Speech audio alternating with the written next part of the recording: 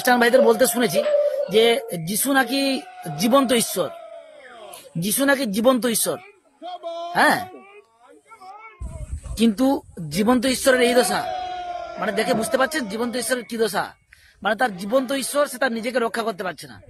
হ্যাঁ, তাকে ক্রুশ কাটে বিদ্ধ করে দেওয়া হলো, সে নিজেকে রক্ষা করতে পারলো না, জীবন্ত ঈশ্বর। আর এখন বর্তমান এই পরিস্থিতি চলছে, এরকম পরিস্থিতি, তার ছবি পুড়িয়ে দেওয়া হচ্ছে। হ্যাঁ, কিন্তু সে নিজেকে তো আপনারা দেখলেন যে এই দাদার কথা হচ্ছে যে এই যীশু খ্রিস্টের ছবিটাকে যখন পুড়িয়ে দেওয়া হচ্ছে, তখন যীশু খ্রিস্ট কেন স্বর্গ থেকে নেমে আসেনি সেই ছবিটাকে পুরানোর হাত থেকে বাঁচাতে। তো চলুন এই দাদার কিছু উত্তর দেওয়া যাক।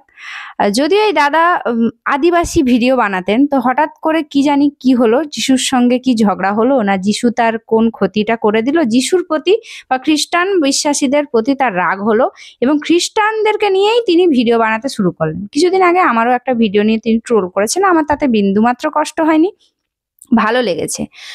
তো তার যে এই কথার উত্তর আমি দিতে চাই, যেটা বাইবেল থেকে আমরা মথি লিখিত সুসমাচার 27 অধ্যায় 41 থেকে 44 যদি আমরা পড়ি, সেখানে পুরোহিত বা প্রধানরাও ঠিক ওনার মতনই বলেছিল। আর শুধু ওনার মতন নয়, অনেক মানুষই এই কথাটা বলে।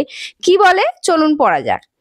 পুরোহিত ও প্রধানেরাও অনুরূপভাবে শাস্ত্রী ও সমাজপতিদের সঙ্গে তাকে, যিশুকে উপহাস করে বলছিলেন, ও অপরকে বাঁচিয়েছে, নিজেকে কিন্তু বাঁচাতে পারছে না।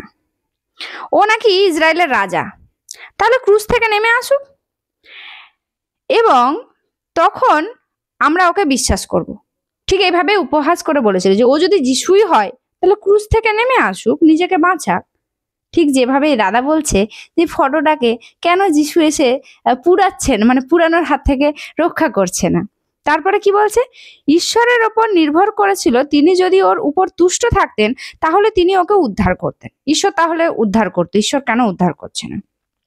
তারপরে যদি 44 পদে দেখি যে দস্যুরা যিশুর সঙ্গে ক্রুশবিদ্ধ হয়েছিল, তারাও যিশুকে উপহাস করেছিল, ঠিক যেভাবে এই ব্যক্তিটি উপহাস করছে। শুনুন দাদা, এই ফটোটা প্রথম কথা যিশুর নয়, এটা তো গেলাম পরের কথা। আপনি তো বিশ্বাস করবেন, আপনি বলবেন যিশুরই ক্যারেক্টার আছে, চলুন মানলাম এটা যিশু। যিশুর ফটোটাকে বাঁচাতে প্রভু যিশু স্বর্গ থেকে নেমে আসবে আর সেই পুড়াতে দেবে না, যিশুর ফটোটাকে পুড়াতে দেবে না? এটা কি ধরনের টপিক? যদি সেরকমই হতো তাহলে আপনাদের মূর্তিগুলো পূজা করার পরে যখন জলে ফেলে দেন, সেই মূর্তিগুলো কেন স্বর্গ থেকে এসে নিজেদের মূর্তিগুলোকে বাঁচায় না, কেন রক্ষা করে না, এগুলো কেন করতে দেয়? বা ধরুন কোনো একটা দেবদেবীর মূর্তিকে আমি মানে পুড়াই, ফটোকে পুড়ালাম, হবে তো? সেই পুড়বে না তো ফটোটা, দেখবো তাহলে। কিন্তু আমরা এরকম করবো না, বিকজ কারো বিশ্বাসে আঘাত দেওয়ার মতন মানসিকতা আমাদের নেই, তো আমরা করবো না। এবারে যাচ্ছি, এই লোকগুলো ফটোটাকে কেন পুড়াচ্ছিল বা কি ব্যাপারে পুড়াচ্ছিল সেটা তাদের ব্যাপার। সেই মানে স্টোরিটা আপনি একটু খুঁটিয়ে জানতে পারতেন, কিন্তু না, আপনি তো সেটা করবেন না। আপনার তো রাগ যিশুর ওপরে, আপনার তো রাগ খ্রিস্টানদের ওপরে। বলছি দাদা, এতদিন তো বেশ আদিবাসী ভিডিও বানাচ্ছিলেন, হলো না?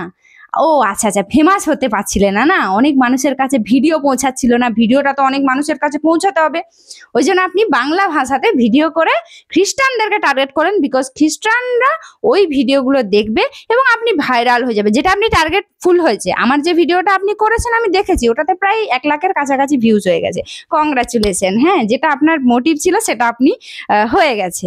তো তারপরে আমি আসি, যিশু ক্রুশ থেকে নিজেকে রক্ষা কেন করলেন না এবং তারপরে কেন 3 দিন পরে জীবিত হয়েছিল কিনা সেই বিষয়টা নিয়ে, এবং তিনি ঈশ্বর কিনা সেটার প্রমাণ দিচ্ছি। মথি তার 27:54 একটু যদি পড়েন, ওখানে লেখা আছে, শতপতি এবং যাহারা তার সঙ্গে যিশুকে চৌকি দিচ্ছিলেন সেই ক্রুশের ওপরে, সেখানে বলছে তাহারা ভূমিকম্প আর যা যা ঘটিতেছিল, চারিদিক অন্ধকার হয়ে গেছিল এবং একটা বিশদ একটা ঘটনা যেখানে কিনা প্রভু যিশুর ক্রুশে ওঠার পরে দেখা গিয়েছিল, সেটা দেখে অতিশয় ভয় পাইয়া কহিল, সত্যি ইনি ঈশ্বরের পুত্র ছিলেন। এবং তারা লাস্টে মেনেছিল যে ইনি হলেন ঈশ্বরের পুত্র। এবং তারপরে মথি 28 অধ্যায় 6 থেকে 9, যিশু যখন ক্রুশে থেকে কবরে দেওয়া হয়েছিল প্রভু যিশুর শরীরকে, তারপরে যে ঘটনাটা ঘটেছিল, তিনি এখানে নাই, কেননা তিনি উঠিয়াছেন, যেমন বলিয়াছিলেন, আইসো প্রভু যেখানে শুইয়াছিলেন সেই স্থান দেখো। এটা যদি আপনি পড়েন, প্রভু যীশু আগেই নিজে বলেছিলেন যে আমাকে ক্রুশে দেওয়া হবে এবং আমি সমস্ত